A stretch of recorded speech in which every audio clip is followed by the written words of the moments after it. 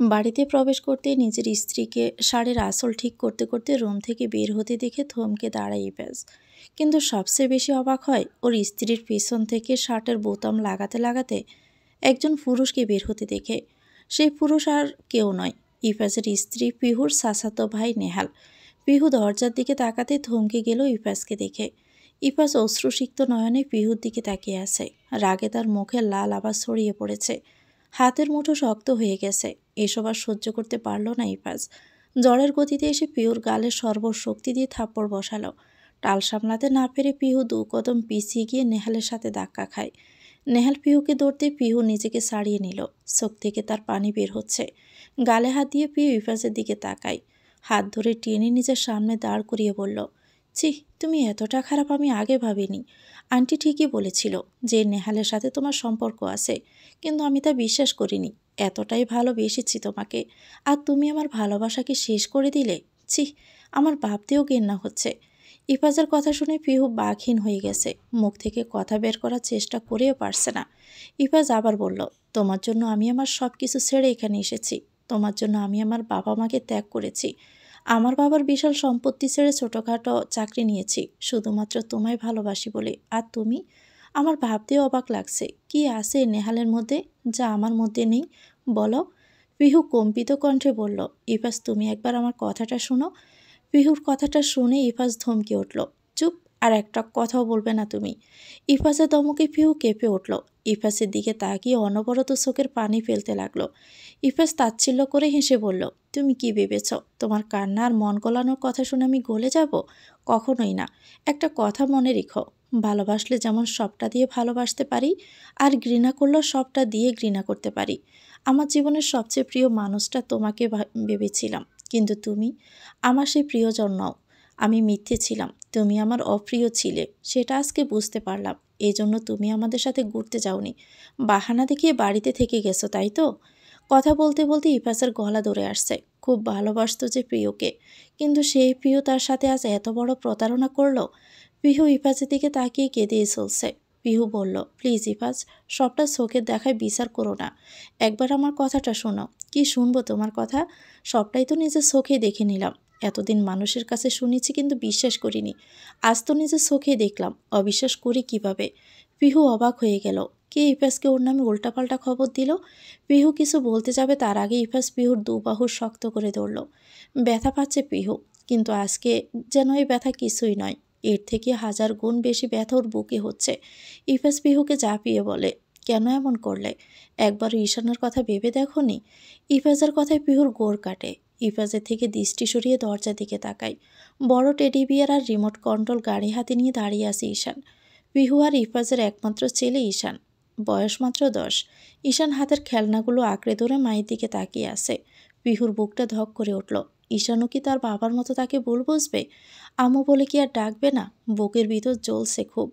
আগে ইফাজকে সবটা বোঝাতে হবে। পিহু আবারও ইফাজের দিকে তাকিয়ে বলল, আমার কথাটা শোনো।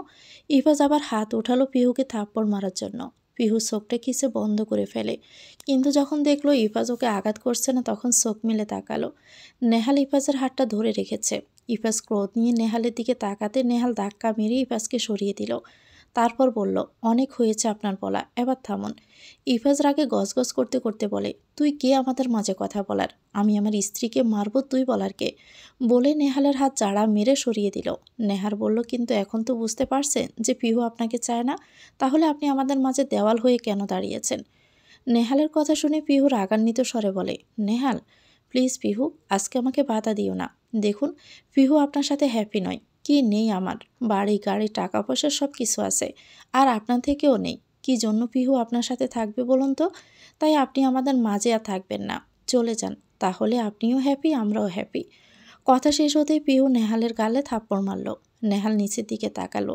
ইফাজ পিহুর হাত ধরেই বলল, তোমাদের এই মেলোড্রামা বন্ধ করো, অনেক হয়েছে। আমি আর সহ্য করতে পারছি না। তুমি হ্যাপিনেস চাও তো?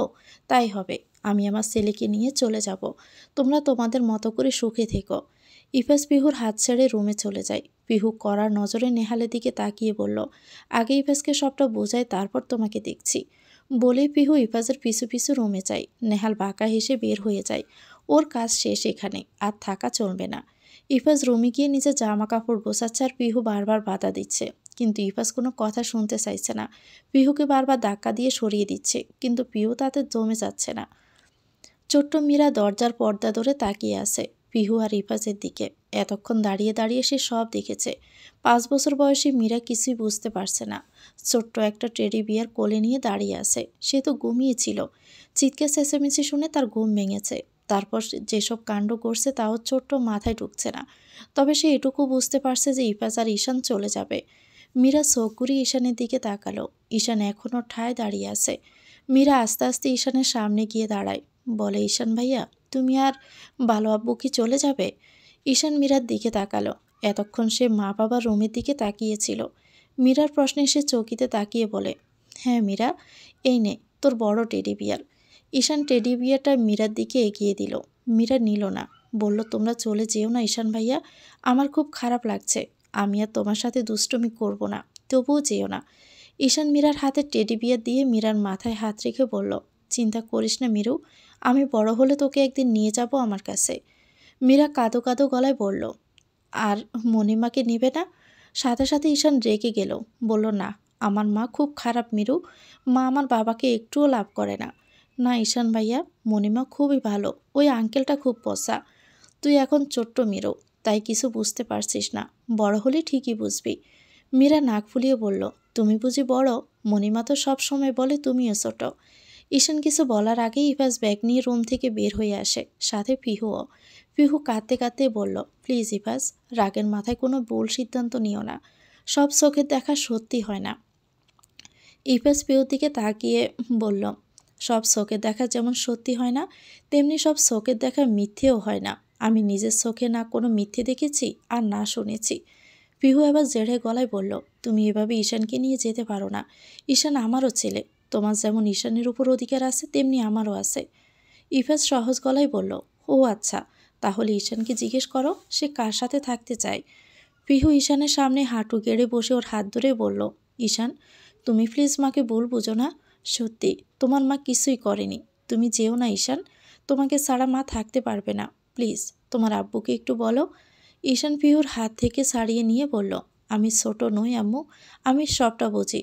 তুমি কেন করলে এমনটা আম্মু? আব্বু তো তোমাকে কত লাভ করে, তারপরও তুমি কেন এমনটা করলে? আই হেট ইউ আম্মু, আই হেট ইউ। আমি আব্বুর সাথেই চলে যাব, আমি তোমার সাথে থাকবো না। ঈশান দৌড়ে ইফাজকে জড়িয়ে ধরল। ইফাজ তাচ্ছিলেন হাসি দিয়েই বলল, দেখলে তো, এইটুকু ছেলেও কিন্তু সব বোঝে। তুমি সত্যিই খারাপ মা, আর একজন খারাপ মায়ের কাছে আমি আমার ছেলেকে রেখে যেতে পারি না। বাড়ি গাড়ি টাকা পয়সার প্রতি যে তোমার এত লোভ, তা আমি আগে জানতাম না। আমার কি কম ছিল পিহু? জীবনে কি টাকা পয়সা সব? ভালোবাসার কি কোনো মূল্য নেই তোমার কাছে? তাই তো আজ নেহালের টাকার প্রতি তুমি আকৃষ্ট হয়েছ। তবে তাই হোক, তুমি নেহালের সাথেই থাকো, আমি বাধা দিব না। আর হ্যাঁ, ডিভোর্স পেপার শীঘ্রই পেয়ে যাবে। তারপর তোমার সব রাস্তা পরিষ্কার, আর কেউ তোমার পথে বাধা হয়ে দাঁড়াবে না। ইফাজ ঈশানের হাত ধরে টেনে নিয়ে যাচ্ছে। পিহু মেঝেতে বসে চিৎকার দিয়ে কাঁদছে আর বলছে, এভাবে ঈশানকে আমার থেকে নিয়ে যেও না ইফাজ, তুমি আমাকে ভুল বুঝছ, সব চোখে দেখা সত্যি হয় না, একবার আমার কথা শুনে যাও ইফাজ। ইফাজ ততক্ষণে চলে গেছে। ছোট্ট মীরাও এবার কাঁদছে পিহুর কান্না দেখে। দৌড়ে এসে সে পিহুর কোলে ঝাঁপিয়ে পড়ল। পিহু তখন জোরে জোরে কাঁদছে আর বিলাপ করছে, বারবার ইফাজকে ফিরে আসতে বলছে। মীরা পিহুর চোখের পানি মুছে দিয়ে বলল, তুমি কেঁদো না মণিমা, আমারও খুব কান্না পাচ্ছে। একবার আমার আম্মু ফিরে আসুক, তারপর দেখবে সব ঠিক হয়ে যাবে। আম্মুকে বলে ঈশান ভাইয়ার ভালো আব্বুকে ফিরিয়ে নিয়ে আসবো, দেখো, তুমি কেঁদো না, তুমি কাঁদলে আমার ভীষণ কষ্ট হয়। মীরার কথা পিহুকে আরও দুর্বল করে দিল। বুকের মাঝে শক্ত করে চেপে ধরল মীরাকে। মীরাকে দৌড়ে এসে কাঁদতে লাগলো। ছোট্ট মীরা পিহুর কষ্টটা বুঝলো, কিন্তু ওর স্বামী আর ছেলে তা বুঝলো না। এতে পিহুর আরও কষ্ট হচ্ছে। মীরাও সমান তালে কেঁদেই চলছে পিহুর সাথে। 15 বছরের সম্পর্ক এক নিমিষেই শেষ হয়ে গেল। ইফাজ আর পিহু ভালোবেসেই বিয়ে করেছিল। পিহু ছিল নিম্নবিত্ত পরিবারের মেয়ে। বাবা ছোটবেলায় মারা গিয়েছে। মা গার্মেন্টসে চাকরি করে পিহুকে মানুষ করেছে। পিহু দমে যায়নি, পড়াশোনার পাশাপাশি টিউশনি করত। তারপর কিন্ডারগার্টেন স্কুলে চাকরি নিয়ে নিজের পড়াশোনার সংসার চালাতে লাগলো। ভার্সিটিতে পা দিয়ে তার ইফাজ খানের সাথে পরিচয় হয়। ইফাজ পিহু সিনিয়র ছিল। পিহুর সৌন্দর্য আর সাধারণ চলাফেরা ইফাজকে মুগ্ধ করে। একটা সময় ইফাজ পিহুকে প্রপোজ করে, কিন্তু পিহু রাজি হয় না, কারণ ইফাজ অনেক বড় ঘরের ছেলে। ইফাজের বাবার বড় বড় ব্যবসা আছে দেশে বিদেশে। পিহুর মতো সামান্য একটা মেয়ের সাথে ইফাজের যায় না, কিন্তু ইফাজের পাগলামির কাছে হার মানে পিহু। বাধ্য হয় ইফাজের প্রেমে সাড়া দিতে। ওদের ভালোবাসা আস্তে আস্তে গভীর হয়ে যায়। ভার্সিটিতে ওরা বেস্ট কাপল হিসাবে আখ্যায়িত হয়। তবে কিছু কিছু মেয়েরা পিহুকে হিংসে করত, কারণ ইফাজ খান এত সুন্দর স্মার্ট হয়ে কিভাবে এরকম নিম্নবিত্ত পরিবারের মেয়ের প্রতি আকৃষ্ট হলো। এতে ইফাজের কোনো মাথা ব্যথা ছিল না। তবে সমস্যা হলো ইফাজের পরিবারকে নিয়ে। ইফাজের মা বাবা কিছুতেই পিহুর সাথে তাদের ছেলের বিয়ে দিবেন না। ইফাজ তাদের একটা মাত্র সন্তান। তারা তাদের ছেলেকে অনেক বড় করেই বিয়ে করাবেন। মেয়েও ঠিক করে ফেলেছিলেন, কিন্তু ইফাজের জেদের কাছে তাদের সিদ্ধান্ত কিছুই না। অতিরিক্ত বদমেজাজি আর জিদি ছেলে ইফাজ, যা বলে তাই করে ছাড়ে। সেক্ষেত্রেও ব্যতিক্রম হয়নি। পিহুর হাজার বারণ সত্ত্বেও তাকে বিয়ে করে নিয়ে এসে হাজির হয় বাড়ির কাঠগড়ায়। পিহুকে সে এক প্রকার জোর করে বিয়ে করেছে। পিহু ইফাজের কথা ফেলতে পারেনি। ভালোবাসা তার এতই গভীরে গিয়ে পৌঁছিল যে ইফাজের প্রতিটা কথা শুনতে সে বাধ্য। কিন্তু দুঃখের বিষয় যে খানবাড়ি থেকে সেদিন ইফাজ আর পিহু ফিরে এসেছিল, কারণ ইফাজের বাবা তাদের ঢুকতে দেয়নি খানবাড়িতে। বলেছিলেন যদি ইফাজ পিহুকে ছেড়ে দেয় তবে সে খানবাড়িতে যেতে পারবে, কিন্তু জেদি ইফাজ তা করেনি। পিহুকে নিয়ে ওর বাসায় চলে আসে। তারপর থেকে ইফাজ আর পিহুর ছোট্ট সংসার শুরু। কষ্ট হলেও মানিয়ে নেয় পিহু। ইফাজ কয়েক মাস চেষ্টা করে ছোট একটা চাকরি পায়, আর পিহু তো স্কুলেই চাকরি করে। কোনো মতে চলে যায় ওদের। দিন শেষে যখন ইফাজ ক্লান্ত হয়ে বাড়িতে ফিরে, পিহু তখন নিজ হাতে ঠান্ডা পানি এগিয়ে দেয়। সযত্নে ইফাজের গাম মুছে দেয়। ইফাজের বুকে মাথা রেখে শান্তি পায় পিহু। ইফাজও নিজের প্রেয়সীকে জড়িয়ে ধরে রাত পার করে দেয়। ওদের জীবনে আরেক খুশির খবর নিয়ে আসে, পিহু প্রেগনেন্ট হয়। ইফাজ সেদিন খুব খুশি হয়েছিল। এক দফা পিহুকে কোলে নিয়ে ঘুরেছিল। বাবা হওয়ার খুশিতে সবাইকে মিষ্টি মুখ করিয়েছিল। সবসময় পিহুর যত্ন করতে ইফাজ। তাছাড়া পিহুর মা তো আছেই। যেদিন পিহুর ডেলিভারি হলো সেদিনই হসপিটালের করিডোরে দাঁড়িয়েছিল ইফাজ। সর্বপ্রথম ইফাজ ঈশানকে কোলে তুলে নিয়েছিল। ঈশানকে কোলে রেখে পিহুর কপালে গভীর চুম্বন করেছিল। ওদের বিয়ে 11.5 বছর আর প্রেমের সম্পর্ক ছিল 3.5 বছর। এই নিয়ে মোট 15 বছরের সম্পর্ক ওদের। আর আজ এক নিমিষে সব শেষ হয়ে গেছে। এসব ভাবতে ভাবতে পিহুর চোখে পানি ভরে গেল। এখনও সে দরজার সামনে বসে আছে। এই বুঝি ইফাজ ঈশানকে নিয়ে ফিরে আসবে। এই বুঝি ঈশান আম্মু আম্মু বলে ঝাঁপিয়ে পড়বে ওর কোলে। কিন্তু ওর ভাবনা সত্যি হলো না। ইফাজ এলো না ঈশানকে নিয়ে। ছোট্ট ঈশান মাকে ছাড়া থাকবে কিভাবে? পিহু সেসব ভেবেই কাঁদছে। এমন সময় একজোড়া পা এসে থামলো পিহুর সামনে। বুট পরা পায়ের মালিকের দিকে তাকালো সে। মালিককে দেখে সে রাগে কাঁপতে লাগলো। নেহাল হেসে তাকালো পিহুর দিকে। তারপর এক ঝটকায় পিহুর হাত ধরে দাঁড় করালো। পিহুর কোল থেকে ছিটকে দূরে পড়ে গেল মীরা। পিহু সেদিকে তাকিয়ে চিৎকার করে ওঠে। মেঝেতে পড়ে গড়াগড়ি খাচ্ছে মীরা। পিহু চিৎকার করে উঠল মীরার দিকে তাকিয়ে। পিহু মীরার কাছে যেতে নিলে নেহার ওর হাত ধরে টেনে রাখে। ঘৃণায় পিহুর গা গিনগিন করে উঠল। পিছনে ঘুরে নেহালের গালে থাপ্পড় বসিয়ে দেয়। থাপ্পড় খেয়ে নেহাল পিহুর হাত ছেড়ে দিল। পিহু দৌড়ে গিয়ে মীরাকে কোলে তুলে নিয়ে চিৎকার করে বলল, কি চাই আর তোমার? শব্দ শেষ করেই দিলে। এখন আবার কি জন্য এসেছ? থাপ্পড় খেয়েও নেহালের কোনো অনুশোচনা বা রাগ হলো না। সে ঠোঁটজোড়া প্রসারতি করেই হাসল। তার হাসি দেখে পিহু চোখ সরিয়ে নেয়। ঘেন্না হচ্ছে আজ নেহালের প্রতি। অথচ এই নেহালকেই এতদিন নিজের সবচেয়ে ভালো বন্ধু ভেবে এসেছে। নিজের এমন কাজে নিজের প্রতি ঘৃণা হচ্ছে পিহুর। নেহাল পিহুর দিকে তাকিয়ে বলল, চলো আমার সাথে। পিহু তীরের মতো প্রশ্ন করল নেহালের দিকে, কোথায় যাব আমি? আর তুমি ভাবলে কি করে তোমার মতো নিছুর লোকের সাথে আমি যাব? এক্ষুনি বের হয়ে যাও। পিহু তীক্ষ্ণ চাহনিতে দমল না নেহাল। কড়া গলায় বলল, তোমাকে তো যেতেই হবে পিহু। এখন ইফাজ নেই তোমার সাথে, সো তোমাকে আমার সাথেই থাকতে হবে। নেহালের কথাগুলো রাগ বাড়িয়ে দিল পিহুর। মীরার হাত শক্ত করে চেপে ধরে জোরে জোরে নিঃশ্বাস নিতে লাগলো সে। জোর গলায় বলল, আমার জীবনের শেষ নিঃশ্বাস থাকা পর্যন্ত তোমার সাথে আমি কোথাও যাব না। নেহাল হেসেই পিহুর দিকে এগিয়ে এসে বলল, জানি তুমি সোজা কথায় আসবে না, তাই জোর করেই নিয়ে যাব। পিহু ব্যথিত কণ্ঠে বলল, কেন করছো আমার সাথে এসব? কি চাও আমার কাছে তুমি? কি ক্ষতি করেছি আমি তোমার? সবচেয়ে বড় ক্ষতি করেছো ইফাজকে বিয়ে করে। কি আছে ওর মধ্যে যা আমার মধ্যে নেই? আমি তোমাকে নিজে থেকেও বেশি ভালোবাসতাম, কিন্তু তুমি কি করেছ? ইফাজের জন্য আমাকে ফিরিয়ে দিয়েছ। সেদিন থেকে আমি প্রতিজ্ঞা করেছি তোমাকে একদিনের জন্য হলেও আমার করে ছাড়ব। তাই তো এখানে এসে তোমাদের সবার মন জয় করলাম। আর দেখো, আমার কষ্ট সার্থক হলো আজ। তাই এখন চলো আমার সাথে। নেহাল পিহুর কথা শুনল না। পিহুর থেকে মীরাকে ছাড়িয়ে ধাক্কা মারল। মীরা গিয়ে ফ্লোরে পড়ল। কনুই এবং হাঁটুতে ব্যথা পেয়ে মীরা কেঁদে ওঠে। পিহু মীরার কাছে যাওয়ার আগে নেহাল পিহুকে টানতে টানতে বাহিরে নিয়ে যেতে লাগলো। পিহু পারছে না চিৎকার দিতে, কারণ গলা ব্যথা হয়ে গেছে কাঁদতে কাঁদতে। কাউকে ডাকলে সে শুনতেও পাবে না। দরজার কাছে এসে ওরা মুখোমুখি হলো একটা মেয়ের। বয়স খুব একটা বেশি নয়, পিহুর মতোই বয়স হবে। মেয়েটা পিহুর দিকে তাকিয়ে বলে উঠল, কি হয়েছে পিহু, কাঁদছিস কেন? আর এই ছেলেটাকে? বলতে বলতে মেয়েটা আরও এগিয়ে আসলো। পিহু বলল, আমাকে বাঁচা মুক্তা, নয়তো এই লোকটা আমাকে নিয়ে যাবে। নেহাল বিশ্রী হাসি দিয়ে বলে, লাইক সিরিয়াসলি, এই মেয়েটা তোমাকে বাঁচাবে? হাসালে পিহুমণি। নেহালের কথা শুনে মুক্তা রাগে গজগজ করে উঠল। এই ছেলেটাকে জানে ওর ব্যাপারে? মুক্তা রেগে মেগে ব্যাগ থেকে একটা ছুরি বের করলো। প্রোটেকশনের জন্য এটা সে সবসময় সাথে রাখে। নেহাল সেটা দেখে হাসতে হাসতে বলল, এই ছোট ছুরি দিয়ে আমাকে ভয় দেখাবে? ও, আমি তো খুব ভয় পেয়ে গেলাম। মুক্তা এতে আরও বেশি রেগে যায়। ছুরি চালিয়ে দিল যে হাতে সে পিহুর হাত ধরে আছে। নেহাল পিহুর হাত ছেড়ে নিজের রক্তমাখা হাত চেপে ধরে বিশ্রী গালি দেয় মুক্তাকে। ও ভাবেনি যে সত্যি সত্যি মুক্তা ওকে আঘাত করে ফেলবে। মুক্তা খেপে গিয়ে বলে, পৃথিবীর সব মেয়েকে পিহুর মতো নরম মনের ভাবলে ভুল করবি তুই। ভালোই ভালোই এখান থেকে কেটে পড়, না হলে ছড়ি তোর গলায় চালাতে আমার এক মুহূর্ত সময় লাগবে না। নেহাল কিছু বলার আগে মুক্তার হাজব্যান্ড সামির এসে সেখানে হাজির। নেহাল আর কিছুই বলল না, ওখান থেকে চলে গেল।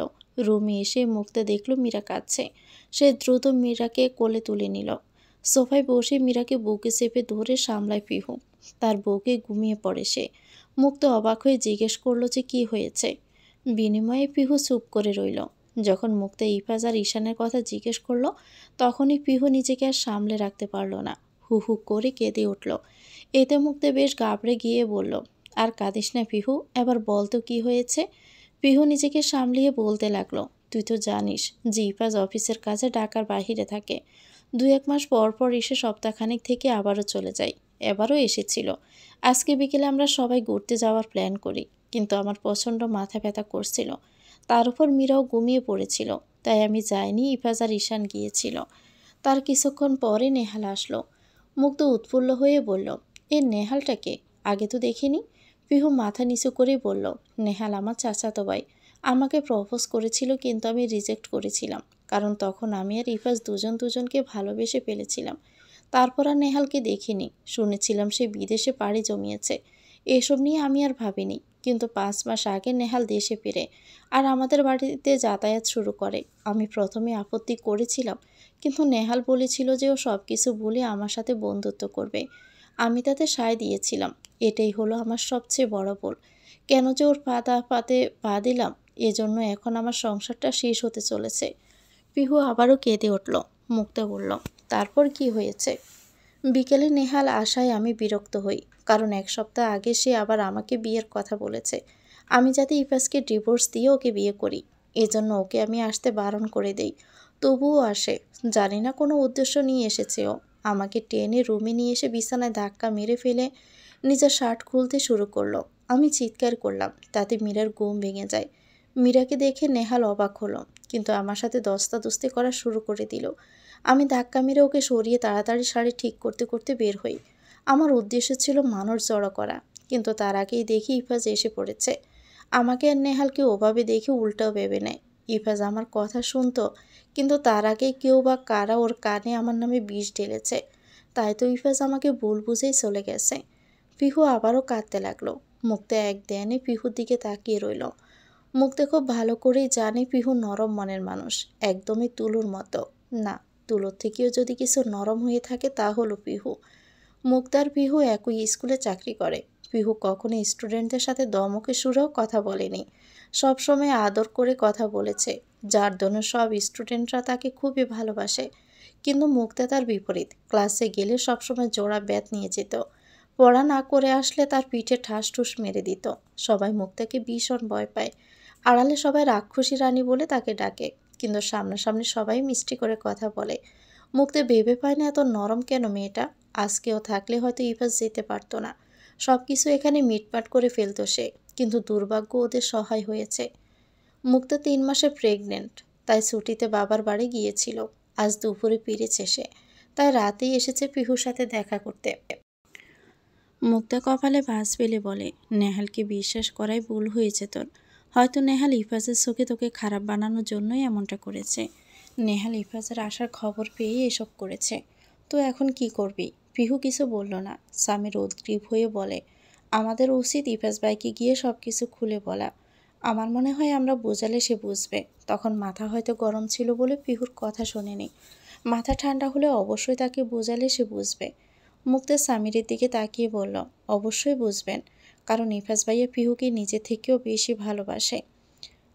একদিনের ভুল বোঝাবুঝিতে তো কিছুই হবে না। পিহু গিয়ে সবটা বোঝালেই উনি বুঝবেন।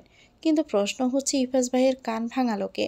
স্বামীর কিছুটা হেসে বলে, আশেপাশে কি কম মানুষ আছে নাকি? আমাদের সমাজে এমন কিছু মানুষ আছে যাদের ঠোঁটে মধু আর অন্তরে বিষ থাকে। মধুর সাথে বিষ মিশিয়ে তা পরিবেশন করে মানুষের মনে, যাতে কেউ বুঝতে না পারে। একে অপরের ভালো তারা দেখতে পায় না, তাই হয়তো পিহুর নামে মিথ্যে বদনাম রটিয়েছে। মুক্তা মাথা ঝাঁকিয়ে বলে, একদম ঠিকই বলেছ, কিন্তু আমাদের দেরি করলে চলবে না, কালকে সব মিটমাট করতে হবে। মুক্তা একটু থেমে পিহুর দিকে তাকিয়ে বলে, ইফাজ ভাই এখন কোথায় আছে জানিস কিছু? পিহু মাথা নেড়ে না বোধক বলল, নরম বেডের উপর ঘুমিয়ে আছে ঈশান।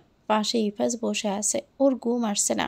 একটু পরপর চোখের পানি মুছছে। পিহুর দেওয়া আঘাতটা জোরেই লেগেছে তার। 15 বছরের সম্পর্ক ওদের এভাবে শেষ করে দিতে পারলো পিহু? টাকার এতই যদি লোভ, তাহলে একটা বার বলতে পারতো। ইফাজ হাসি মুখে তার আবদার পূরণ করত। এতে যত কষ্টই হোক না কেন পিহুর আবদার মেটাতো। কিন্তু পিহু এভাবে ওর বুকে ছুরি মারলো কেন? ইফাজ বারবার বলছে, কেন করলে এরকম পিহু? আমি তো সবটা দিয়ে তোমায় ভালোবেসেছিলাম। ইফাজ এখন বুঝতে পারছে যে পিহু আদর নরম মনের মানুষ নয়, কেননা আজ সে তার আসল রূপ দেখিয়ে দিয়েছে। যার জন্য প্রিয় মানুষদের ছেড়ে দিল, সেই আজকে সবচেয়ে অপ্রিয় ইফাজের। ভিতরটাও দৌড়ে মুচড়ে যাচ্ছে। কাঁদতে কাঁদতে সে এখন ফুঁপিয়ে উঠেছে। ছেলেদের কাঁদা বারণ, কিন্তু ইফাজ পারছে না নিজেকে শান্ত রাখতে। বারবার পিহুর প্রতিচ্ছবি ভেসে উঠছে চোখের সামনে। এরই মধ্যে নিশান একটু নড়ে চড়ে ওঠে। ঘুমের ঘরে সে আম্মু আম্মু বলতে লাগলো। এতে ইফাজ আরও ভেঙে পড়ে। তার এই ছোট ছেলেটা কিভাবে থাকবে মাকে ছাড়া? ঈশান তো ঠিক মতো নিজের হাতে খেতেও পারে না। পিহু আদর করে খাইয়ে দিত, তাহলে কি হবে ও ছেলের ভবিষ্যৎ? ইফাজ পরম যত্নে ঈশানের মাথায় হাত বুলিয়ে দেয়। আবারও ঘুমের ঘোরে তলিয়ে গেল। ইফাজ বাসা থেকে বের হয়ে সোজা খান ম্যানশনে চলে এসেছে। ভেবেছিল ওর মা বাবা হয়তো আবার ওকে ফিরিয়ে দিবেন, কিন্তু তারা অবাক করে দিয়ে ইফাজকে সাদরে গ্রহণ করলো। তারাও খুশি হয়েছে তাদের ছেলে ফিরে আসায়। নাতিকে পেয়েও তারা খুশি, কিন্তু তারা বৌমা চায় না। ঈশান তো ওনাদের বংশের রক্ত, তাই ঈশানকে ফিরিয়ে দেয়নি। ইফাজ ঈশানকে নিয়ে নিজের বেডরুমে চলে যায়। কত বছর পর এই রুমে পা দিয়েছে সে ভাবতেই চোখ জোড়া ভিজে আসে তার। গুটগুটে অন্ধকার বিরাজ করছে রুমে। খাটের উপর গুটিসুটি মেরে শুয়ে আছে ছোট্ট মীরা। পিহু জানালার গ্রিল ধরে বাহিরে তাকিয়ে আছে। ঘুম আসছে না তার। কি করে ঘুম আসবে? যার বুকে মাথা রেখে ঘুমাতো সেই তো নেই, তাই পিহুর চোখে ঘুম নেই। এর আগেও ইফাজের সাথে মলমালিন্য হয়েছে পিহুর, কিন্তু পরে ইফাজে এসে পিহুকে জড়িয়ে ধরে সরি বলেছে। আর কখনো তোমাকে ভুল বুঝবো না, পিহু তখন অভিমানী কণ্ঠে বলতো। যদি ভুল বোঝো কখনো? ইফাজ তখন হেসে পিহুর গাল টেনে বলতো, তুমি আছো না, আমি ভুল বুঝলে তুমি ভালোবাসা দিয়ে সেটা পুষিয়ে দিবে। তোমার ভালোবাসায় যে আমি বড্ড কাতর পিহুরানি। তোমার পবিত্র ভালোবাসা যে আমার সব রাগ অভিমান ভুলিয়ে দেয়, সেটা কি জানো না? পিহু সেদিন লাজুক হেসেছিল। এই লাজুক মুখখানি যে ইফাজের খুব ভালো লাগে, তাই সবসময় রোমান্টিক কথা বলে পিহুকে লজ্জায় ফেলত। এই তো সেদিন পিহু রান্না করছিল। হুট করে ইফাজ এসে তাকে পিছন থেকে জড়িয়ে ধরে বলে, তোমার ওই নরম ঠোঁটের উষ্ণ পরশ পেতে চাই, দেবে কি? পিহু তখন লজ্জায় একাকার হয়ে গিয়েছিল। বিয়ের এত বছর হওয়ার পরেও এত লজ্জা কোথা থেকে আসে তা ইফাজ আজও বুঝতে পারল না। এসব ভাবতে আনমনে পিহু হেসে উঠল। পিহু ভাবল কালকে গিয়ে তার সব ভালোবাসা উজাড় করে ইফাজকে সবটা বোঝাবে। ইফাজ নিশ্চয়ই বুঝবে, কারণ সে যে পিহুকে ভালোবাসে। পরে হয়তো ইফাজ নিজের ভুল বুঝতে পেরে সরি বলবে পিহুকে। তখন সে আচ্ছা মতো বকে দিবে ইফাজকে। কিন্তু যদি ইফাজ না বোঝে আর ওকে ছেড়ে চলে যায়, এ কথা ভাবতেই বুকটা ধক করে উঠল পিহুর। ঈশানের কথা মনে পড়ে গেল তার। ঈশান মাকে ছাড়া থাকবে কিভাবে? খাওয়া দাওয়া, গোসল করা, স্কুলে যাওয়ার জন্য রেডি করা সবই তো পিহু নিজের হাতে করত। পিহু ঘাড় ঘুরিয়ে মীরার দিকে তাকালো। তাহলে কি তার ছেলের জীবন মীরার মতোই হবে? বেচারি মীরা, এটুকু বয়সে মা বাবা হারিয়ে সে নিঃস্ব। মীরার মা পুষ্পা পিহুর ছোটবেলার বন্ধু ছিল। ওদের সময়কার একসাথেই চলতো। পুষ্প বিয়ে করে মিলন নামের একটা ছেলেকে। লাভ ম্যারেজ ছিল ঠিক পিহুর মতো, তবে মিলনের পরিবার বলতে কেউ নেই। পুষ্প কনসেপ্ট করাতে মিলন খুব খুশি হয়। মিলন চেয়েছিল একটা সুন্দর পরীর মতো রাজকন্যা হবে। নামও রেখেছিল মীরা। একটা পরী এলো পুষ্পার কোলজোড়ে, কিন্তু দুর্ভাগ্য সেই পরীকে এক নজর দেখতে পেল না মিলন। হাসপাতালে আসার পথে গাড়ি অ্যাক্সিডেন্ট করে মিলন। তারপর 7 দিন হসপিটালে থেকে মারা যায়। এই 7 দিন মিলনের হিতাহিত জ্ঞান ছিল না বললে চলে, শুধু চোখ দুটো খোলা রেখেছিল। মিলনের মৃত্যুতে সবচেয়ে বেশি ভেঙে পড়েছে পুষ্পা। তাছাড়া দুজনে একসাথে চাকরি করেছিল একই স্কুলে, কিন্তু মীরা মেয়েটা বোধহয় পোড়া কপাল নিয়ে জন্মেছে। 5 মাস আগে পুষ্পা পিহুর কাছে মীরাকে রেখে ব্যাংকে যায় একটা কাজে। সেখান থেকে পুষ্পা ফিরে আসেনি, এসেছিল ওর ডেড বডি। একইভাবে সে পৌঁছে যায় মিলনের কাছে, আর মীরাকে রেখে যায় পিহুর কাছে। ছোট মীরা এখনও জানে না তার মায়ের মৃত্যুর খবর। তার মা যাওয়ার সময় এটা বলে গেছে যে সে যেন মণিমার কাছে থাকে এবং কোনো দুষ্টুমি না করে। মা তার জন্য অনেক খেলনা আনতে যাচ্ছে। সহজ সরল মীরা সেটাই বুঝে নিয়েছে। সে ভাবছে অনেক খেলনা কিনতে তো সময় লাগে, তাই তার মায়ের আসতে দেরি। কিন্তু মীরা তার মায়ের জন্য প্রতিদিন অপেক্ষা করে। পিহু আস্তে করে মীরার পাশে বসলো, ঘুমন্ত মুখটাতে আলতো করে চুমু খেলো। তারপর একদিনে তাকিয়ে রইল মীরার দিকে। যদিও অন্ধকার কিছুই দেখা যাচ্ছে না, তবুও সে তাকিয়ে থাকলো। গভীর রাতে অজু করে তাহাজ্জুদের নামাজ আদায় করলো পিহু। মোনাজাতে কেঁদে কেঁদে সে খুব করে ঈশান আর ইফাজকে চাইল। তারপরও ঘুম আসলো না পিহুর। ফজরের নামাজ পড়ে সে উত্তেজিত হয়ে পড়ে। কখন যাবে ইফাজের কাছে, কখন ওদের ফিরিয়ে আনবে। সকাল হতেই মুক্তার স্বামীরকে নিয়ে বেরিয়ে পড়ল পিহু, সাথে মীরাকেও নিল। পিহুর ধারণা ওরা খান ম্যানশনে গেছে, তাই আগে ওরা খান বাড়িতেই যাবে। কিন্তু ওদের খান বাড়িতে ঢুকতে দেওয়া হলো না। গেটের সামনে দারোয়ান আটকে দাঁড়ায়, বলল, আপনারা কারা, কাকে চান? পিহু কথা বলতে পারল না, গলা আটকে আসছে আর বারবার বাড়ির ভিতরে উকিঝুঁকি দিচ্ছে। সামির এগিয়ে এসে বলে, আমরা ইফাজ খানের সাথে দেখা করতে এসেছি। উনি কি এখানে এসেছেন? দারোয়ান জবাব দিল, হ্যাঁ, কাল রাতেই এসেছেন। তাহলে ওনাকে বলুন যে সামির আর পিহু এসেছে ওনার সাথে দেখা করতে। দারোয়ান সূক্ষ্ম দৃষ্টিতে ওদের দিকে তাকিয়ে বলে, কিন্তু আজ তো বাসায় কেউ নেই। কপালে বাস পেলে সামির বলল, কোথায় গেছে? সাররাজ পুরো পরিবার সহ লন্ডন চলে যাচ্ছে, একটু পরেই তাদের ফ্লাইট। সকালে সবাই এয়ারপোর্টে চলে গেছে। সামির আর কিছুই বলল না। দারোয়ানের কথাগুলো পিহুর কানে বাজতেছে। না, এভাবে ইফাজ তাকে ছেড়ে যেতে পারে না। পিহুর মাথাটা ঘুরে এলো। পড়ে যেতে নিলে সামির ওকে ধরে ফেলল। সামির বলল, ভেঙে পড়ো না পিহু, শক্ত হও। রাতারাতি এসব হয় না কখনো। ইফাজ দেশের বাহিরে যায়নি। পিহু কম্বিত কণ্ঠে বলল। দারোয়ান যে বলল, আমাকে ভাবতে দাও পিহু, তুমি এখনই ইফাজকে ফোন করো তাড়াতাড়ি। পিহুর হাত পা কাঁপছে, তবুও সে কাঁপা হাতে ফোন করলো ইফাজকে। সকাল 10টা বাজে, আর এখনই সূর্য মামা তার প্রখরতা বাড়িয়ে চলছে। খাড়াভাবে কিরণ দিয়ে সবার রক্ত চষে খাচ্ছে। এতে যেন তার তৃপ্তি। এই রোদে 4জন মানুষ ঘামে ভিজে দাঁড়িয়ে আছে খানবাড়ির গেটের সামনে। পিহু সে কখন থেকে ইফাজকে ফোন করে যাচ্ছে, কিন্তু ফোন বন্ধ। তবে পিহু এতে দমছে না, ফোন করে যাচ্ছে তো যাচ্ছেই। সামিরার মুখতে পিহুর অস্থিরতা দেখছে। রোদে পিহুর বর্ষা গাল লাল হয়ে গেছে, তার উপর চোখ থেকে পানি পড়ছে। পিহুর শ্বাস আটকে আসছে। বারবার মনে একটা কথায় নাড়া দিচ্ছে, যে ঈশান আর ইফাজ ওকে ছেড়ে চলে গেল না তো, তাহলেও বাঁচবে কে নিয়ে? না, এভাবে ভুল বুঝে চলে যেতে পারে না ইফাজ। সামিরার মুখটা পিহুর মুখ দেখে বুঝতে পারল। মুখটা বলল, ফোন কি বন্ধ? পিহু মাথা নাড়িয়ে বলে, হ্যাঁ। তাহলে নিশ্চয় ফ্ল্যাটে উঠে পড়েছে, তাই ফোন বন্ধ করে রেখেছে। না, এটা হতেই পারে না। ইফাজ আমাকে ছেড়ে চলে যেতে পারে না। আমার ঈশান আমাকে ছেড়ে থাকতেই পারবে না। সামির পিহুকে ওখান থেকে নিয়ে চলে এলো, রাস্তার পাশের একটা বেঞ্চিতে বসিয়ে দিল। পিহু কাঁদছে আর জোরে জোরে শ্বাস নিচ্ছে। মেয়েটা এমনিতেই অনেক নরম, একটুতেই ভেঙে পড়ে অনেক। ইফাজ কত বোঝাতো যে সে যেন একটু শক্ত হয়, কিন্তু পিহু নিজেকে কিছুতেই কঠোর মনের মানুষ হিসাবে কখনো তৈরিই করতে পারেনি। মুক্তে পিহুকে সান্ত্বনা দিয়েই বলল, এভাবে ভেঙে পড়িস না, কোথাও হয়তো ভুল হচ্ছে, বাড়িতে চল, তারপর সব কিছু ভাবা যাবে। পিহু চিৎকার দিয়ে উঠে বলে, না, আমি কোথাও যাব না, আমি ইফাজের কাছে যাব। আমি ওদের ছাড়া থাকতে পারবো না মুক্তা।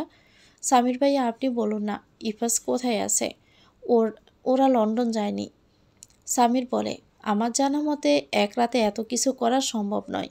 তবে বড়লোকদের কাছে এটা কিছুই না। টাকা দিলে সব কিছু রাতারাতিই করা যায়। কিন্তু আমার ভাবনা, ইফাজ ভাই এক রাতেই এত বড় সিদ্ধান্ত কিভাবে নিল। পিহু আর কিছুই ভাবতে পারছে না। দুহাতে নিজের চুল টেনে ধরে কাঁদছে। শেষে আর উপায় না পেয়ে পিহুকে নিয়ে বাড়িতে চলে যায় এরা। দারোয়ান ইফাজের বাবাকে ফোন করতে তিনি বলেন, ওরা চলে গেছে? জি স্যার। গুড। এরপর আসলে একই কথা বলবি, বাড়ির ভিতরে কিছুতেই ঢুকতে দিবি না। আচ্ছা স্যার। ইফাজের বাবা বুদ্ধি করে দারোয়ানকে দিয়ে এসব কথা বলিয়েছে, যাতে করে পিহু ইফাজের খোঁজ না পায়। এতদিন পর নিজের ছেলেকে ফিরে পেয়েছেন তিনি। কিছুতেই তিনি ছেলেকে নিজের কাছ থেকে দূরে থাকতে দিবে না। খুব শিগগিরই ইফাজকে তিনি লন্ডন পাঠিয়ে দিবেন। সেখানে গিয়ে তার বিজনেস সামলাবে ইফাজ, এটাই চান তিনি। ঈশান ইফাজের রুমে বসে আছে, হাতে তার রিমোট কন্ট্রোল গাড়ি। একটু আগেই একটা মহিলা এসে তাকে দিয়ে গেছে। আব্বুর কাছে শুনেছে মহিলাটা নাকি ওর দাদি হয়।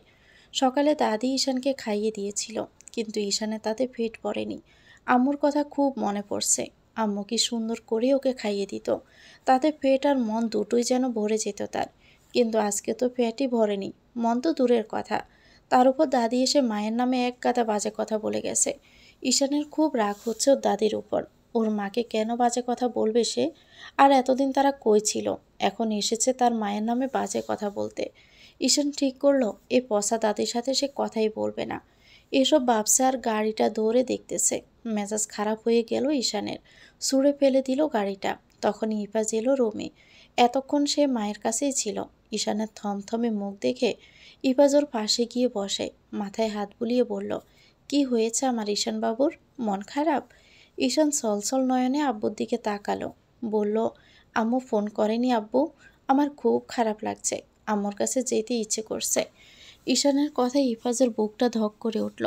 সেও তো অপেক্ষা করছিল যাতে পিহু একবার হলেও তাকে ফোন করে। কিন্তু না, পিহু তাকে ফোন করেনি। তাহলে কি সব সত্যি যে নেহালের সাথেই থাকতে ও ইচ্ছুক?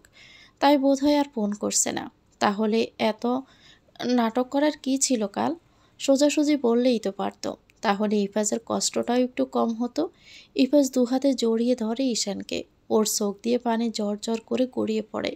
ঈশান বুঝতে পারল যে ওর বাবা কাঁদছে ওর মায়ের জন্য। ঈশানেরও খুব কান্না পাচ্ছে। বারবার শুধু এটাই মনে পড়ছে যে কেন ওর মা এসব করলো। কালকের কথা মনে পড়তে মায়ের প্রতি তার ঘৃণা জন্মায়। কিন্তু ইফাজ জানে না যে তার আড়ালে তার মা ফোন থেকে সিম কার্ড বের করে ফেলে দিয়ে নতুন সিম ঢুকিয়েছে। ইফাজের তার দেখার সময় কই? যেখানে তার লাইফ শেষ হতে বসেছে সেখানে সে সামান্য একটা ফোন নিয়ে আর কি বসে থাকবে? এসব নিয়ে কি ভাবার সময় আছে? সে শুধু পিহুর অপেক্ষা করছে।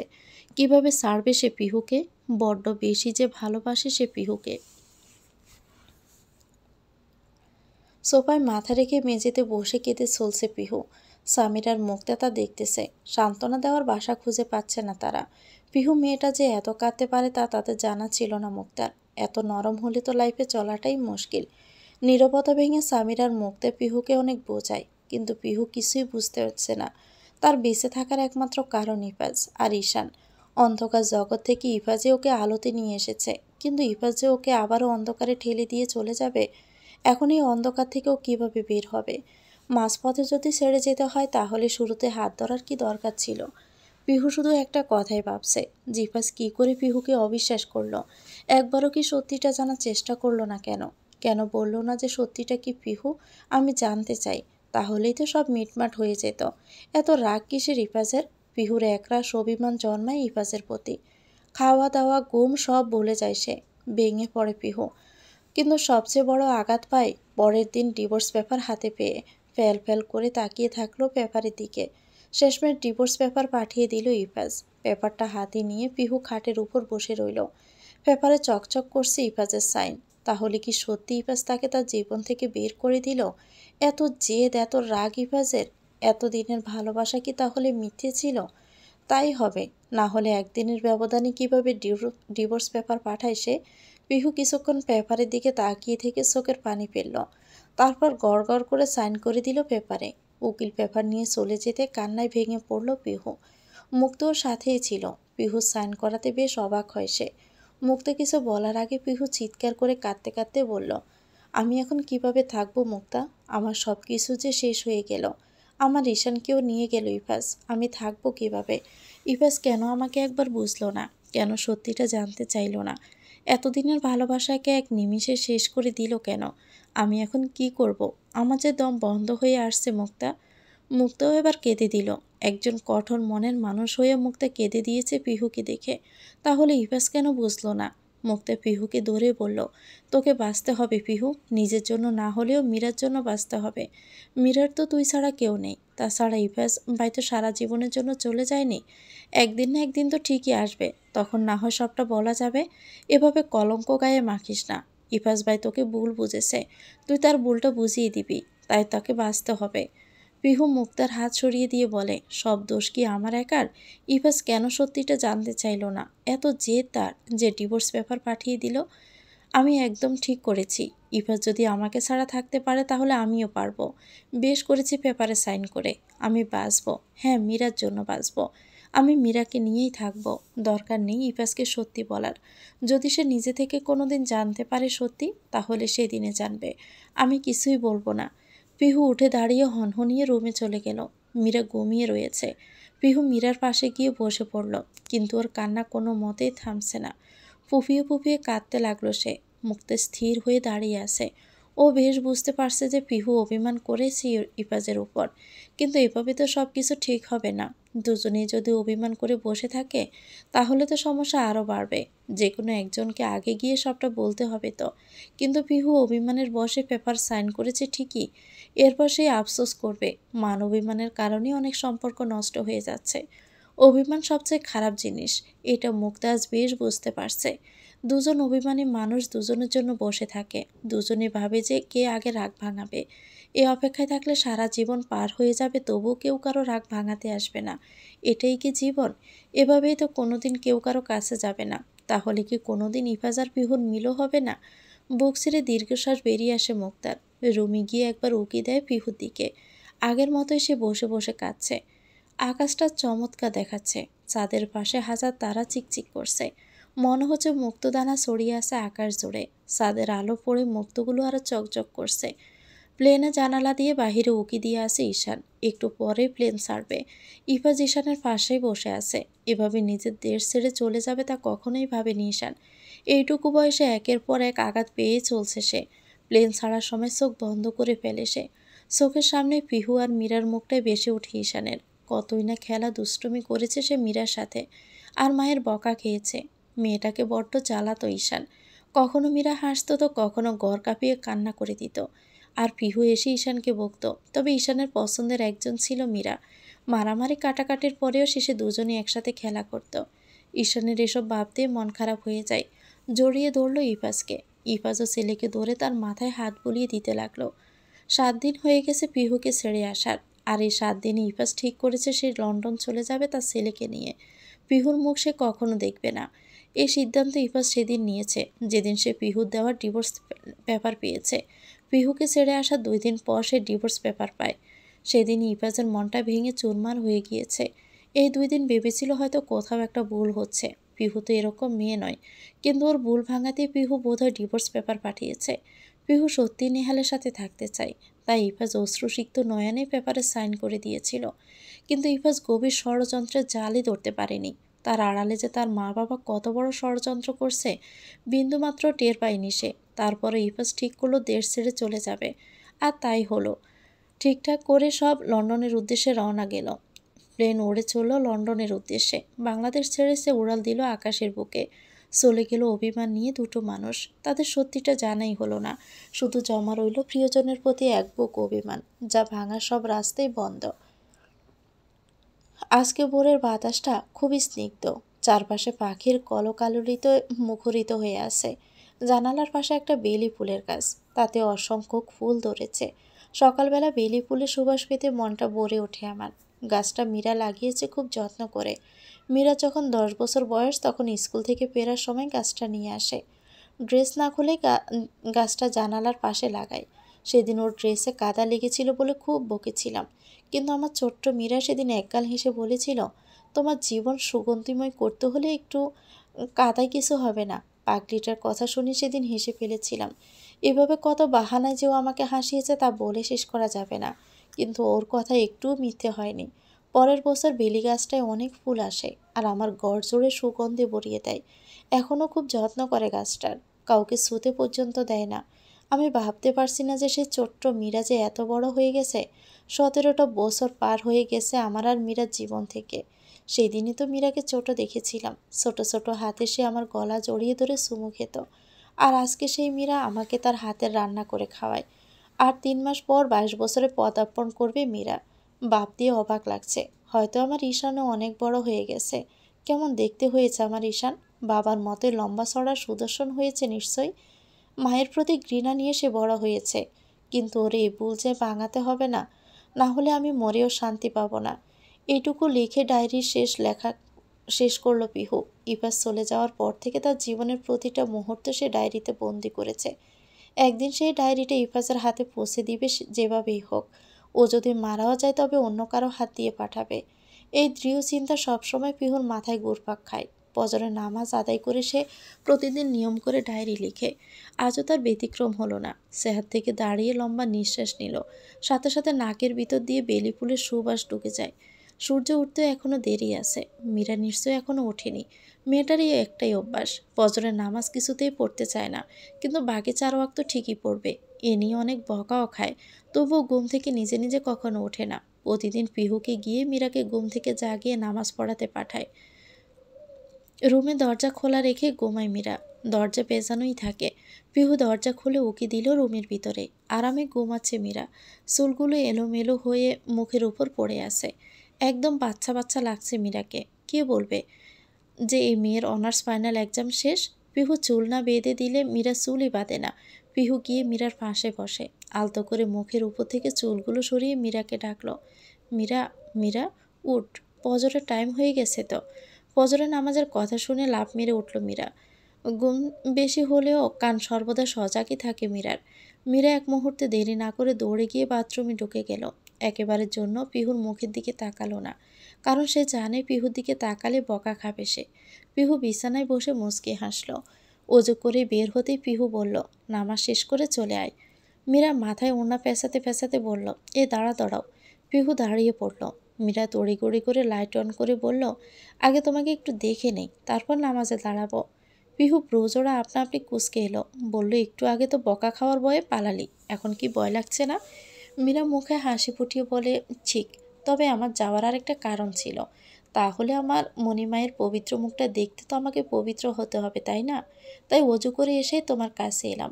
পিহু অবাক চোখে তাকিয়ে রইল মীরার দিকে। মেয়েটা সত্যি অন্যরকম। পিহু হেসে মাথা নাড়িয়ে চলে গেল। মীরা পিহু যাওয়ার পানে তাকিয়ে হাসে। এখনও সে আগের মতোই দেখতে পিহু, শুধু গায়ের চামড়া কিঞ্চিত কুঁচকে গেছে, তবে আগের মতোই ফর্সা রয়েছে। ফর্সা শরীর হালকা জাম রঙের সুতির শাড়িতে বেশ মানিয়েছে পিহুকে। আসমকাই ঠোঁটে হাসি ফুটে ওঠে মীরার। তাড়াতাড়ি জায়নামাজ বিছিয়ে নামাজে দাঁড়ায় সে। নামাজ শেষে জায়নামাজ ভাঁজ করে রেখে মাথায় ওড়না পেঁচিয়ে বের হয় মীরা। পিহু এতক্ষণ মীরার জন্যই অপেক্ষা করছিল। প্রতিদিন তারা একসাথে হাঁটতে বের হয়। আজকে দুজনেই হাঁটতে বের হলো। সকালে হাঁটলে শরীর ও মন দুটোই ভালো থাকে। কিছুক্ষণ হাঁটাহাঁটি শেষ করে দুজনেই বাড়ি ফিরল। পিহু নিজের রুমে চলে গেল আর মীরা রান্না করে। পিহুকে মীরা রান্না করতে দেয় না, কারণ পিহুর শরীরটা খুব একটা ভালো যাচ্ছে না। সারাক্ষণ কাশি লেগেই থাকে। ডক্টর ওষুধ দিয়েছেন, সেগুলোই খাচ্ছে সে। তাই মীরা সাফ মানা করে দিয়েছে। পিহু শুধু একটাই কাজ, তা হলো ঠিকমতো খাওয়া দাওয়া করে ওষুধ খাওয়া আর কলেজে যাওয়া। পিহু এখন কলেজে চাকরি নিয়েছে, সেখানেই যায়। মীরা আটা মেখে রুটি বানালো, তারপর আলু কুচি কুচি করে কাটলো। ফ্রিজে পেঁপে কুচি রাখা ছিল, কালকে রেখেছে মীরা, তাই আলু এবং পেঁপে ভাজি করলো। সাথে একটা ডিম ভাজলো। ডিম ভাজার সময় ধুমধাম দরজার আওয়াজ আসতে লাগে। মীরা এত প্রচণ্ডে রেগে যায়, তবে কি এসেছে তা বুঝতে একটু বাকি রইল না তার। ডিমটা বাটিতে রেখে খুন্তি হাতে নিয়ে দরজার দিকে ছুটল সে। মীরার আগে পিহু দরজার কাছে চলে গেছে। মীরা বলে ওঠে, তুমি দরজা খুলো না মণিমা, আমি যাচ্ছি। পিহু থেমে যেতেই মীরা গিয়ে দরজা খুলে দিল। খুন্তি হাতে মীরাকে দেখে এক লাফে দুহাত পিছিয়ে গেল মোহিত। মীরা ব্রুকুসকে বলল, তুই আবার এসে দরজা ধাক্কা দিচ্ছিস কেন? কলিং বেল নেই? মোহিত বোকা হাসি হেসে বলে, তোমাকে রাগাতে দেখে যে আমার খুব ভালো লাগে প্রিয় বউ। মীরা কটমট করে দরজার বাহিরে এসে বলে, এত বউ বউ করিস কেন? তোর থেকে গুনে গুনে 5 বছর 7 মাস 13 দিনের বড় আমি। আর তুই আমাকে বিয়ে করার স্বপ্ন দেখিস? স্বপ্নদের দেখি না। আমার ইচ্ছে তোমাকে আমার বউ বানাবো, কিন্তু একটাই সমস্যা, আম্মুকে বলতে পারছি না। কি যে করি? ছেলের যে বিয়ের বয়স হয়েছে তা তো আম্মু দেখতেই পায় না। মীরা ছোট ছোট চোখে তাকিয়ে বলে, তোর বয়স তো 17, তাহলে বিয়ের বয়স হলো কেমনে? মোহিত কিছুটা ভঙ্গিমা করে বলে, তো কি হয়েছে? আমার মনের বয়স অনেক আগে বিয়ের বয়স ছাড়িয়ে গেছে। ভালোই তো লজিক শিখে গেছিস। দাঁড়া, আজ তোর একদিন তো আমার কয়দিন লাগে। গরম খুন্তি সেকা দিলে তোর মনের বয়স কমে যাবে। মীরা মোহিতকে তাড়া করলো। বাড়ির উঠোন জুড়ে দৌড়াদৌড়ি করতে লাগলো। পিহু দরজার সামনে দাঁড়িয়ে ওদের কাণ্ড দেখছে আর হাসছে। মোহিত হলো মুক্তার ছেলে। প্রতিদিন সে আসবে মীরাকে জ্বালাতন করতে। ওদের দুজনে দুষ্টুমি দেখে পিহু সবসময় হাসে, কিন্তু তৎক্ষণাৎ পিহুর ঈশানের কথা মনে পড়ে যায়। ঈশান থাকলে সেও হয়তো এমন দুষ্টুমি করতো মীরার সাথে। ছোটবেলা থেকেই তো ঈশান খুব খেপাতো মীরাকে। ফুস করে দীর্ঘশ্বাস ছাড়ল পিহু। কতই না ভালো হতো যদি ঈশান আর রিফাজ থাকতো। ওর সংসারটা জলমল করতো, কিন্তু সেই সব কিছু অভিমানের নিচে চাপা পড়ে গেছে। মাথার উপর পেন চলছে। সোফায় বসে হাঁপাচ্ছে মীরা আর মোহিত। দৌড়াদৌড়ি করার পরে দুজনেই ক্লান্ত হয়ে পড়েছে। একটু জিরিয়ে নিয়ে মীরা উঠতে উঠতে বলল, আর একদম জ্বালাতে আসবি না আমাকে, দূর হ পাজিল। মোহিত আহত কণ্ঠে বলে, এভাবে বলে না বউ, স্বামী থেকে দূরে থাকতে নেই। আচ্ছা, এক গ্লাস পানি খাওয়াও। মীরা মুখ বাঁকিয়ে রান্নাঘরে যেতে যেতে বলল, নিজে গিয়ে খা, আমি খাবার রেডি করছি। মোহিত টেবিল থেকে পানি নিয়ে খেয়ে গান শুরু করলো, কবে আইবে আমার পালারে, কবে দিমু গলায় মালারে। মীরা খাবার রেডি করে পিহুকে ডাকতে গেল। পিহু, মীরা আর মোহিত সকালে নাস্তা সারল। মীরা ওষুধ আনার জন্য পিহুর রুমে যায়। ওষুধের পাতা হাতে নিতে ও চোখ গেল ওয়ারড্রপের উপর। লাল রঙের টেডি বিয়ারটা সাজিয়ে রেখেছে পিহু। সাথে মীরার মেজাজ তুঙ্গে উঠে গেল। টেডি বিয়ারটা ধরে নিয়ে পিহুর সামনে গিয়ে দাঁড়ালো। মীরার হাতে টেডি দেখে পিহু একটুও ঘাবড়ালো না। মীরা রাগে ফুঁসে উঠে বলে, তুমি আবার এই আপরটাকে গড়ে তুলেছ কেন? পিহু কথা না বলে হাত বাড়িয়ে ওষুধের পাতা নিল। মীরা জোর গলায় বলল, আজকে তো এটাকে এমন জায়গায় গুম করব তা তুমি ভাবতেও পারবে না। দরকার পড়লে এটাকে পুড়িয়ে ফেলবো। মীরা হনহনিয়ে বাড়ি থেকে বের হয়ে গেল। একটু পর আবার ফিরে আসলো, তবে কিছু বলল না। সোফায় বসে মুখটা অন্যদিকে ফিরিয়ে রাখলো। মোহিত একবার মীরার দিকে তো একবার পিহুর দিকে তাকায়। পিহু রুমে গিয়ে রেডি হয়ে নেয়। তারপর বের হয়ে বলল, আমি আসছি মীরা, দরজা লাগিয়ে দিস, দূরে কোথাও যাস না। মীরা এবারও কোনো কথা বলে না। পিহু দরজার সামনে যেতেই মীরা গম্ভীর গলায় বলল, ওই টেডি তুমি আর বাড়িতে আনবে না, তাহলে আমি বাড়ি ছেড়ে চলে যাব বলে দিলাম। পিহু হাসল, তারপর কলেজের উদ্দেশ্যে চলে গেল। মোহিত মীরা রাগ ভাঙানোর জন্য এটা ওটা বলতে লাগে। পিহু বাড়ি থেকে একটু দূরে আসতে দেখতে পেল ডাস্টবিনও পড়ে আছে টেডিটা। পিহু এগিয়ে গিয়ে হাতে নিয়ে ময়লা ঝাড়তে লাগে। তারপর সেটা নিয়েই কলেজে চলে গেল। পিহু জানে যে মীরা টেডিটা ডাস্টবিনেই ফেলবে। ড্রেন বা পুড়িয়ে ফেলার ক্ষমতা থাকলেও মীরার তাতে মন টানে না। তাই তো বারবার মীরা ডাস্টবিনে টেডিটা ফেলে দেয়, আর পিহু বারবার তা বাড়িতে তোলে। এই 17 বছরে অনেক কিছু পাল্টে গেছে। মীরাও বদলেছে অনেক। ইফাজ আর ঈশানের নাম সে শুনতেই পারে না। 17 বছর ধরে একটু একটু করে ঘৃণা জন্মেছে মীরার মনে। মীরার কাছে পৃথিবীর সবচেয়ে খারাপ ব্যক্তি হলো ঈশান আর ইফাজ। সেদিন ছোট ছিল বলে কিছু বলতে পারেনি, ভয়ে চুপসে ছিল। কিন্তু এখন মীরা একটুও ভয় পায় না, বরং অন্যায়ের প্রতিবাদ করে। সবসময় মাথা উঁচু করেই চলে। পিহুর মতো নরম মনের মানুষ নয় সে। টেডি বিয়ারটা ঈশানের দেওয়া ছিল। যাওয়ার আগে ঈশান টেডিটা মীরার হাতে দিয়ে গিয়েছিল, কিন্তু এখন এই টেডির প্রতি মীরার ঘৃণা হয়। অনেকবার এই টেডিকে সে পেলে দিয়েছে, কিন্তু পিহু খুঁজে খুঁজে বের করে আবার ঘরে এনেছে। এ নিয়ে অনেক ঝামেলা করেছে মীরা, তবুও পিহু কোনো কথা বলেনি এ বিষয়ে। পিহু এই টেডিতে ঈশানের ছোঁয়া পায়, তাই আগলে রাখে নিজের কাছে। পিহু ভাবতে লাগলো যে আজকে থেকে এই টেডিকে গোপন জায়গায় লুকিয়ে রাখবে, যাতে মীরা দেখতে না পায়। 17 বছরে পিহু একটুও শক্ত হতে পারেনি, উল্টো আরও দুর্বল হয়ে গেছে। ঈশান আর রিফাজের প্রতি একটুও রাগ নেই পিহুর, তবে তার শেষ ইচ্ছে যে ওদেরকে সব সত্যিটা জানাবে। তখন আবার সব ঠিক হয়ে যাবে। ঈশান আর রিফাজ আবার ওর কাছে ফিরে আসবে। সেদিন ডিভোর্স পেপারে সাইন করার জন্য আজও পিহু আফসোস করে, কিভাবে সে এত অভিমান করলো সেদিন। সেদিনের পর নেহাল আবার এসেছিল, মূলত পিহুর ডিভোর্সের কথা শুনে এসেছে। কিন্তু সামিরার মুক্তা সর্বদাই পিহুর পাশে ছিল বিধায় নেহাল কিছু করতে পারেনি, এমনকি পুলিশেও জানিয়েছে। কলেজে যেতেই মুক্তার সাথে দেখা। এই কলেজে জয়েন করার বছর খানিকের মধ্যে মুক্তাও এখানে জয়েন হয়, যার ফলে দুজন একসাথে একই কলেজে চাকরি করে। ক্লাস শেষ হতে দুপুর 2টো বেজে গেল। পিহু ক্লান্ত হয়ে বাড়িতে ফিরল। মীরা তখন নামাজ পড়ে ঘুমাচ্ছে। পিহু চাবি দিয়ে দরজা খুলে টেডিটা আলমারিতে তালা মেরে রাখলো। তারপর চলল গোসল করতে। গোসল সেরে জোহরের নামাজ আদায় করলো। তারপর গেল মীরার রুমে। মীরা তখনও ঘুমাচ্ছে। মেয়েটা যে এত ঘুম পাগল, উঠতে বসতে তার ঘুম পায় শুধু। নিশ্চয় না খেয়ে ঘুমিয়ে পড়েছে। এটাই মীরার একমাত্র স্বভাব। পিহুকে ছাড়া সে খাবেই না। পিহু মীরাকে টেনে উঠিয়ে খাবার টেবিলে নিয়ে বসায়।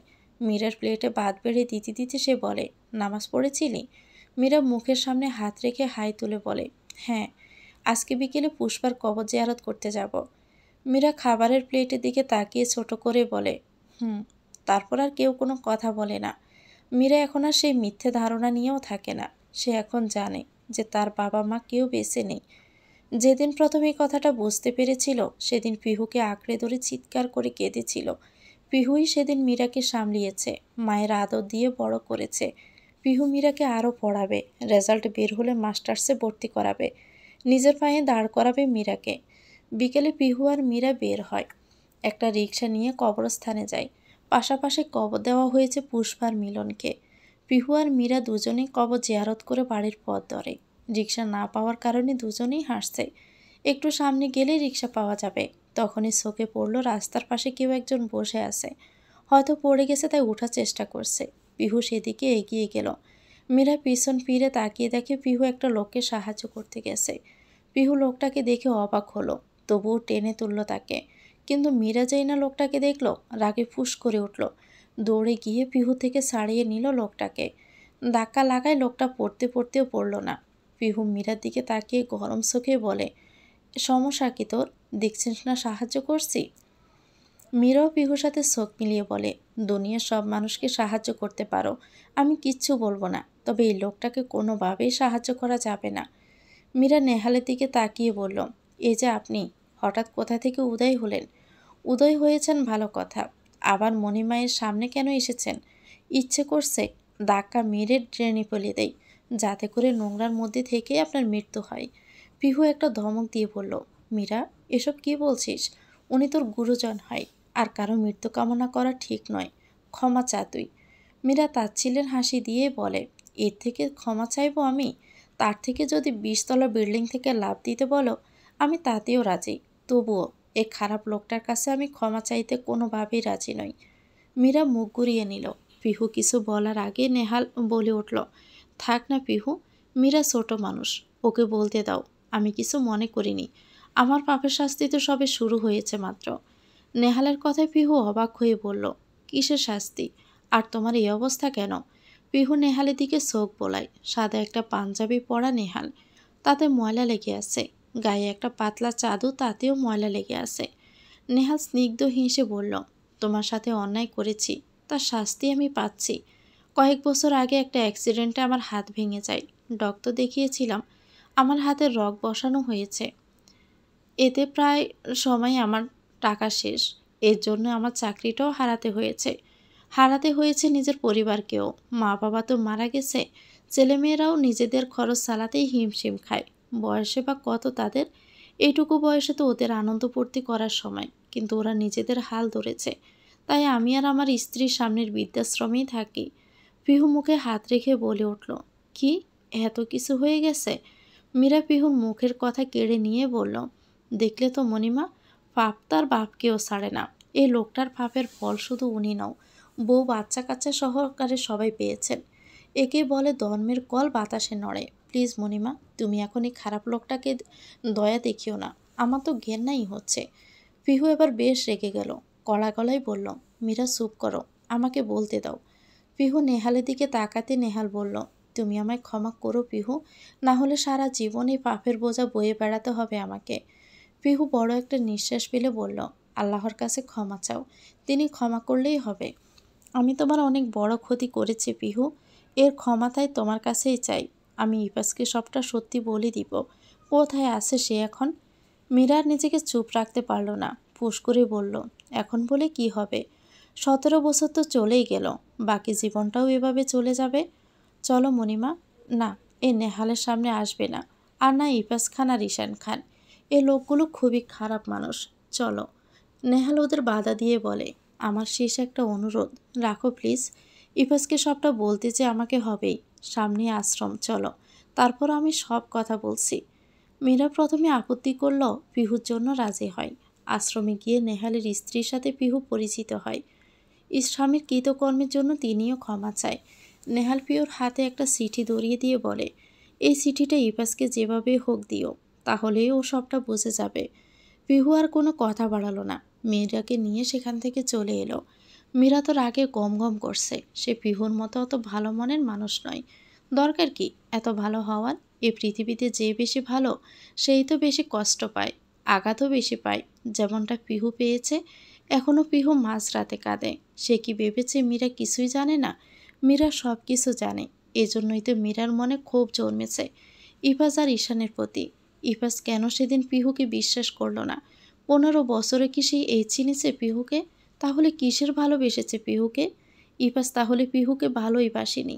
আর ঈশান কেন সেদিন চলে গেল? একবারও কি মায়ের কথা ভাবলো না? মাঝে তাকে ছাড়া কষ্টে থাকবে এটা একবারও ভাবলো না?